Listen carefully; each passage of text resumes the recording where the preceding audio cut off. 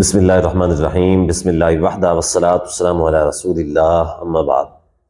محترم ناظرین، انجینئر محمد علی مرزا کی علماء کرام کے ساتھ دشمنی اس حد تک بڑھ چکی ہے کہ یہ ہر ممکنہ کوشش کرتا ہے کہ کوئی نہ کوئی صحیح بات ہے یا جس طرح کا بھی مسئلہ ہے کسی نہ کسی طریقے سے اس کو غلط بنا کے علماء کرام کے کھاتے میں ڈال دیا جائے۔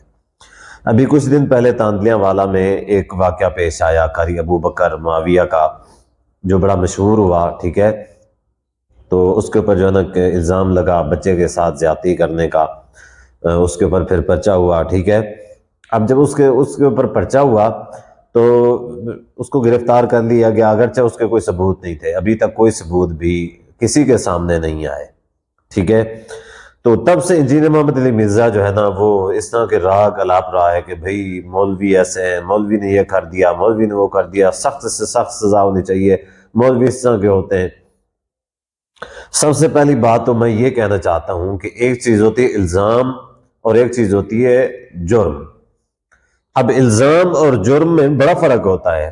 قاری ابو بکر معاویہ کے اوپر اس چیز کا الزام ہے، جرم تب ثابت ہوتا ہے جب ثبوت میسر ہو۔ عدالت نے کوئی جرم ثابت نہیں کیا ہے، ٹھیک ہے۔ جب عدالت نے اس کو مجرم قرار نہیں دیا ہے، عدالت کے اندر جرم ثابت نہیں ہوا ہے، کہیں سے کوئی ثبوت نہیں آئے، تو تم کیسے کہہ سکتے ہو، ٹھیک ہے۔ اب مسئلہ یہ ہے کہ ایک اس کا اسٹوڈنٹ تھا انجینئر مرزا کا، وہ مجھے کہنے لگا کہ جی نا اس کا باپ کہہ رہا ہے، بچے کا باپ کہہ رہا ہے کہ اس کے بچے کے ساتھ زیادتی ہوئی ہے۔ بھلا کوئی باپ جو ہے نا، کوئی باپ وہ کیسے اپنے بیٹے کو بدنام کر سکتا ہے؟ میں حیران اس بات پہ ہوں کہ انجینئر کے اسٹوڈنٹ، انجینئر نے لوگوں کو یہ بتا رہا ہے کہ مولویوں نے اپنا مقلد بنایا ہوا ہے، باتوں کے پیچھے لگایا ہوا ہے، لوگوں کو دلیل نہیں دیتے، صرف گمراہ کر رہے ہیں۔ اصل میں مجھے یہ پتا چلا کہ انجینئر اصل میں گمراہ کر رہا ہے لوگوں کو، یہ دلیل کے پیچھے، اس کے جو فالوور ہیں وہ اندھے جاہل ہیں، اندھے جاہل، وہ دلیل کی بات ہی نہیں کرتے۔ اب اس نے کہا کہ اس کا جو بچے کا باپ ہے وہ خود کہہ رہا ہے، تو کوئی باپ جو ہے نا اپنے بچے کیوں بدنام کرنا چاہے گا؟ دیکھیں یہاں مسئلہ یہ نہیں، مسئلہ شریعت کا ہے۔ انجینئر جو ہے نا وہ علماء کا لبادہ اوڑھ کے بیٹھا ہوا ہے، ایک گدھا جو ہے، گدھا ہے خچر، وہ اگر اس نے اوپر اپنے جو ہے نا ایک لباس چڑھایا ہوا ہے شیر والا، تو کم سے کم اس کو پھر ایسا نہیں کرنا چاہیے کہ گدھے کی طرح ہانکنا شروع کر دے، پھر شیر کی طرح گرجنا چاہیے، ٹھیک ہے۔ اب اگر اس نے اس طرح کا کام شروع کر دیا ہے تو اس کا طریقہ یہ بنتا تھا کہ یہ دلیل کے طور پہ بات کرتا ہے۔ ابھی شریعت کیا کہتی ہے، ٹھیک ہے۔ سزا کے اوپر بعد میں جائیں گے، پہلے تو الزام کیا ہے، الزام کی حیثیت کیا ہے، ٹھیک ہے، اور الزام کس طرح ثابت کیا جاتا ہے یہ شریعت کے اندر بتاتا، ٹھیک ہے۔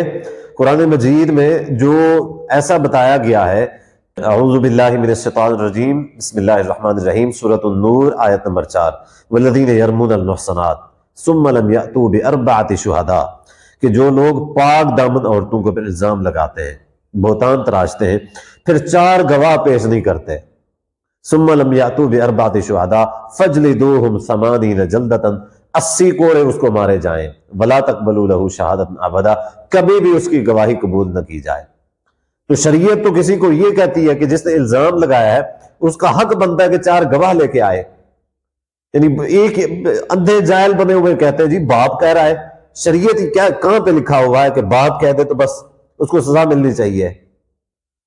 یعنی اتنا جاہل بنایا ہوا ہے اس نے، اور یہ اس کے جو اندھے جاہل فالوور ہیں، اتنے اندھے تو کسی کے نہیں ہیں۔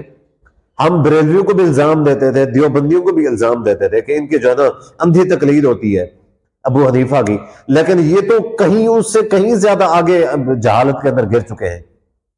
کہتے ہیں تحقیق کے نام پہ ہمیں تحقیق کرتے ہوئے انجینئر صاحب کو فالو کیا، علی بھائی کو فالو کیا، تمہاری یہ پڑھی ہوئی ہے، تمہاری تحقیق، تمہارے استاد کی یہ تحقیق یہ پڑھی ہوئی ہے، وہ یہ نہیں بتاتا۔ یعنی انجینئر علی مرزا نے خود یہ اس کو مجرم ثابت کر رہا ہے، انجینئر علی مرزا ابو بکر معاویہ کو، جبکہ اس کے پاس 4 گواہ نہیں ہے۔ کون سے 4 گواہ ہیں؟ لائے سامنے ہیں۔ اگر 4 گواہ اس کے پاس نہیں ہے اور یہ اس کو مجرم بتاتا ہے تو یہ بدبخت جو ہے 80 کوڑوں کا مستحق ہے، بجائے اس کے کہ الزام ابو بکر معاویہ کو دی جائے، اس بدبخت کے اوپر الزام دیا جائے۔ کیا بات کرتے ہو تم؟ دلیل کی دلیل یہاں ہے، دلیل وہاں جہنم میں تلاش کرنے کے لیے گیا، اس بدبخت کے پاس، جس کے پاس دلیلیں کہاں سے آئیں گی؟ علماء کے سامنے بیٹھنے سے اس وجہ سے ڈرتا ہی ہے۔ تو کسی کبھی بھی کوئی جرم لگا دینا یہ کافی نہیں ہوتا، ٹھیک ہے؟ کافی یہ ہوتا، الزام لگانا کافی نہیں ہے، کافی ہے کہ 4 گواہ پیش کیے جائیں، 4 گواہ پیش کیے جائیں۔ اگر کوئی 4 گواہ نہیں پیش کرتا، شریعت کہتی ہے اس نے الزام لگایا لیکن گواہ نہیں دیے، اب گواہ نہیں دیے، اس کو 80 کوڑے مارنے چاہیے، اور زندگی تا حیات جب تک وہ زندہ ہے تب تک اس کی جو ہے نا گواہی قبول نہیں کرنی چاہیے، کسی معاملے میں، کسی کیس میں، زندگی میں کبھی بھی کسی معاملے میں اس کی گواہی قابل قبول نہیں ہے۔ تو جی مبارکہ ہوں تو انجینئر کے فالوورز کو مبارکیں ہوں پھر کہ انجینئر جو ہے نا جھوٹا، سرٹیفائیڈ جھوٹا ہے، اللہ تعالیٰ کی مہر لگ گئی ہے اس کے اوپر کہ جھوٹا جے تے انہیں 4 گواہ پیش نہیں کیتے، انہیں کوڑے مارو، نال کوڑے مار کے تے اس بدبخت دی ساری زندگی غلط اعتبار نہیں کرنا، کیونکہ جھوٹا ثابت ہو گیا ہے، یہ جھوٹا ثابت ہو چکا ہے۔ تو اگر آپ انجینئر کے فالوورز میں تھوڑی سی عقل ہے، ٹھیک ہے، تھوڑی حیا ہے، شرم ہے نا، تو ڈوب کے مر جائیں۔